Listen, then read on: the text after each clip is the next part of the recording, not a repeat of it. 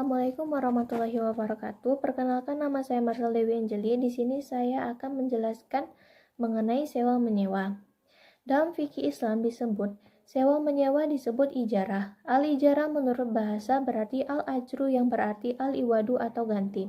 Oleh sebab itu, sebagai sawab atau pahala dinamakan ajru atau upah.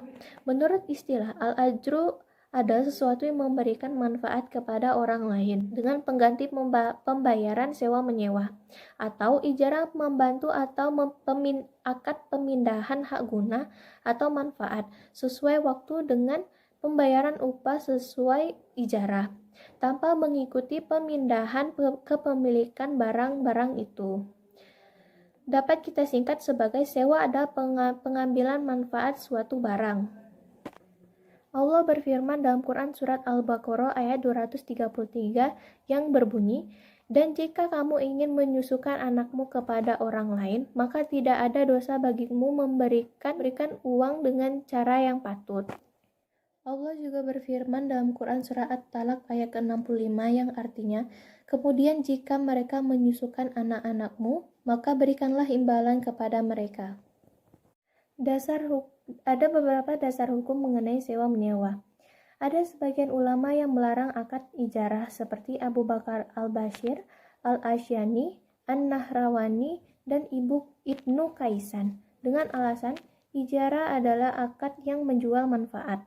Padahal manfaat itu tidak pernah ada ketika akad, tapi hanya dengan perjalanan waktu akad tersebut terpenuhi sedikit demi sedikit. Pada dasarnya, akad ijarah seperti akad jual beli juga termasuk al-uqud al-musamah yang diperhatikan hukum oleh syariat Islam. Akad ijarah bersifat sementara, sedangkan akad jual beli bersifat permanen karena yang berpindah tidak hanya manfaatnya saja, melainkan juga bentuk kepemilikannya.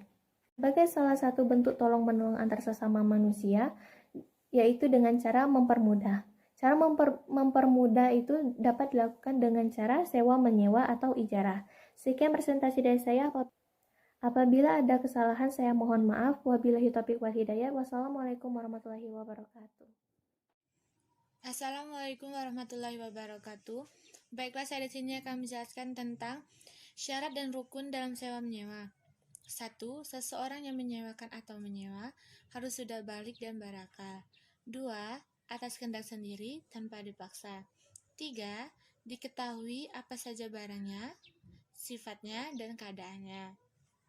5. Apa saja manfaat dari barang tersebut. 6. Dijelaskan berapa lama manfaat barang tersebut. 7. Harga sewa dan cara pembayarannya. Dalam mengenai hal-hal sewa menyewa atau kontrak kerja, harus diketahui secara jelas dan disepakati bersama-sama sebelum mengenai hal-hal tersebut. 1. Jenis pekerjaan. 2. Berapa lama masa kerja. 3. Berapa gaji dan bagaimana cara pembayarannya. Apakah harian, bulanan, mingguan, ataupun bolongan. 4. Tunjangan-tunjangan seperti transportasi, kesehatan, dan lain-lain. Assalamualaikum warahmatullahi wabarakatuh. Baiklah, saya di sini akan menjelaskan macam-macam sewa menyewa atau ijarah. Sewa menyewa atau ijarah ini terbagi menjadi dua macam, yaitu ijarah al-manafi, yaitu ijarah yang objek akadnya adalah manfaat, seperti menyewakan rumah untuk ditempati, mobil untuk dipakai, dan baju untuk dipakai. Yang kedua adalah ijarah al-mala ijarah, yaitu ijarah yang objek akadnya jasa atau pekerjaan, seperti membangun gedung atau menjahit pakaian. Hukumnya adalah boleh apabila jenis pekerjaan itu jelas. Ijarah seperti ini bersifat pribadi, seperti menggaji seorang pembantu rumah tangga, dan bersifat sertifikat seperti seseorang atau sekelompok yang menjual jasanya untuk kepentingan orang banyak. Contohnya seperti tukang sepatu dan buruh pabrik. Baiklah, yang kedua adalah hukum ijarah. Hukum ijarah ini adalah syar'i, yaitu yang tepatnya sebagai kemanfaatan bagi penyewa dan upah bagi pekerja atau orang yang menyewakan. Hukum ijarah ini terbagi menjadi dua, yaitu hukum sewa-menyewa dan hukum upah-mengupah. Hukum sewa-menyewa ini dibolehkan ijarah atas barang mubah seperti rumah, kamar, dan lain-lain. Hukum upah-mengupah termasuk ke dalam ijarah a'lal al-malal ijarah, yakni jual beli jasa.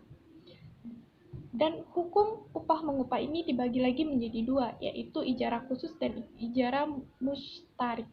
Ijarah khusus dilakukan oleh seseorang pekerja, hukumnya orang yang bekerja tidak boleh bekerja selain dengan orang yang memberikannya upah.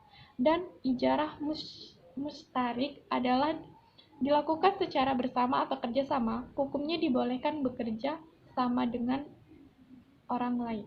Sekian, terima kasih. Wassalamualaikum warahmatullahi wabarakatuh.